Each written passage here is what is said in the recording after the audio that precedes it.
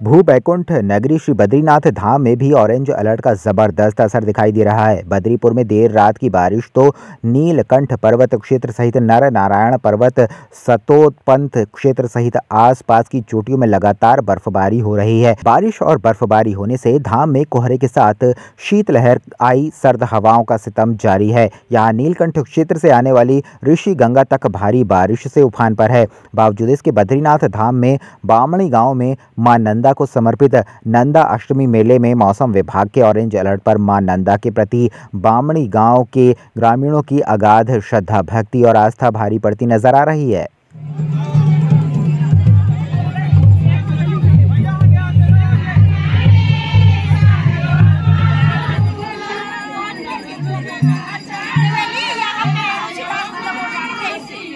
बद्रीनाथ बामणी गांव में भव्य रूप से नंदा अष्टमी का मेला मनाया गया। कल फुलारी देवता जो है नीलकंठ पर्वत पर मां नंदा का आह्वान करने गए, जिसमें कि ब्रह्म कमल पर भंवरे के रूप में विराजमान होकर मां नंदा बामणी गांव में प्रवेश किया और आज सभी पशुओं द्वारा मां नंदा का आह्वान किया गया और फूलकंडी आज मां नंदा देवी के इस सुंदर से मंदिर में पहुंच चुकी है। जय बद्री विशाल। उत्तराखंड के लिए मौसम विभाग ने भारी बारिश की चेतावनी जारी की है। मौसम विभाग ने गुरुवार और शुक्रवार के लिए प्रदेश के 11 जिलों के लिए भारी बारिश की चेतावनी जारी की है। भारी बारिश के मद्देनजर देहरादून, नैनीताल, चंपावत व बागेश्वर के स्कूलों में छुट्टी घोषित कर दी गई है। मौसम विज्ञान केंद्र के वैज्ञानिक रोहित थपलियाल ने बताया कि देहरादून, पौड़ी, हरिद्वार, नैनीताल, चंपावत, बागेश्वर, यूएस नगर के लिए रेड अलर्ट, जबकि उत्तरकाशी, चमोली, रुद्रप्रयाग व पिथौरागढ़ के लिए ऑरेंज अलर्ट जारी किया गया है। 12 तारीख से जो है वर्षण में वृद्धि की संभावना है, तो 12, 13, 14 तक देखेंगे कि जो है उत्तराखंड में ज़्यादातर स्थानों पर हल्की से मध्यम वर्षा मिलती रहेगी।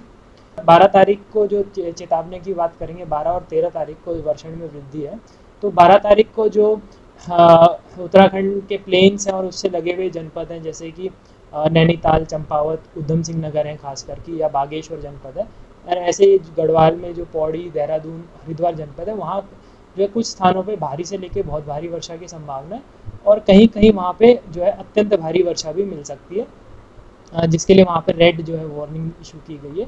जबकि जो अन्य पर्वतीय जनपद हैं जैसे उत्तरकाशी, रुद्रप्रयाग, टिहरी, पिथौरागढ़ है, चमोली है, वहाँ पर जो है कहीं कहीं भारी से लेके बहुत भारी वर्षा मिल सकती है 12 और 13 तारीख को।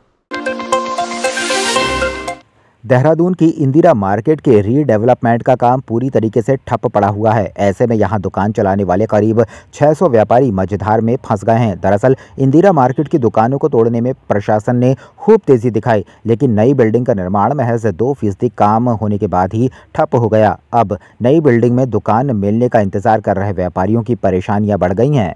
जब हमने उसकी शुरुआत की थी तो उसमें ये कहा गया था कि हम 14 महीने के अंतराल में उसको दुकानदारों को दुकानें बना करके देंगे, किंतु उनकी डीपीआरई तैयार नहीं हुई और उसमें कुछ कमियां हमारे अधिकारियों को भी रही, जिससे डीपीआर में बहुत विलम्ब हुआ। अब डीपीआर बनकर के तैयार हो गई और अब काम में तेजी आएगी। मुझे लगता है कि जैसे बारिश कम होगी उसमें आपको 1 साल के अंदर काफी परिवर्तन आपको देखने को।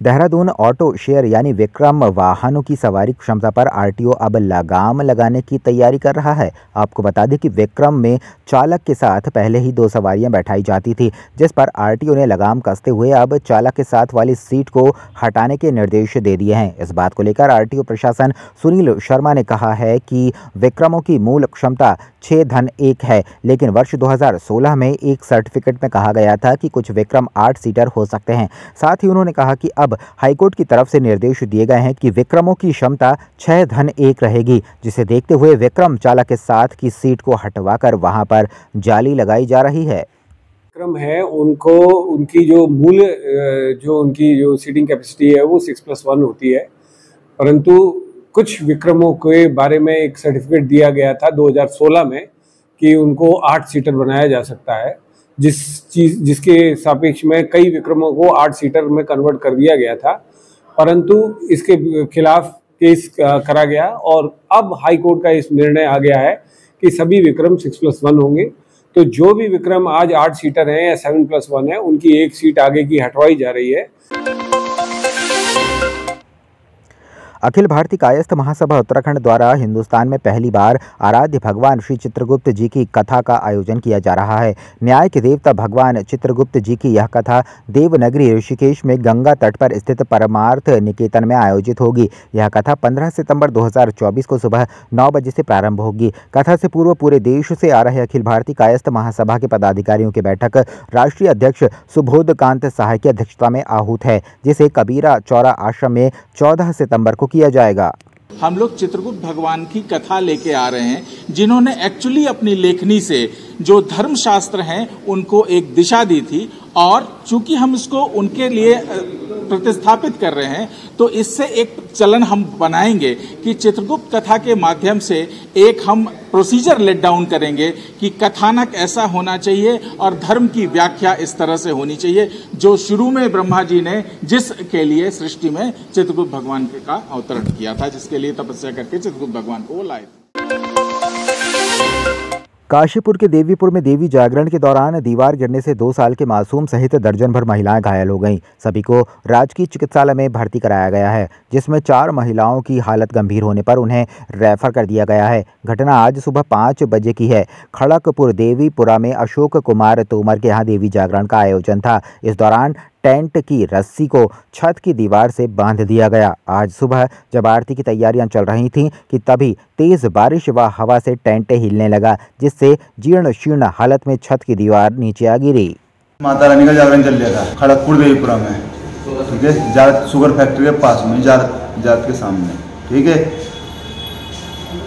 बरसात हो रही थी, जागरण तो समाप्ति होने वाला था, आरती होनी थी।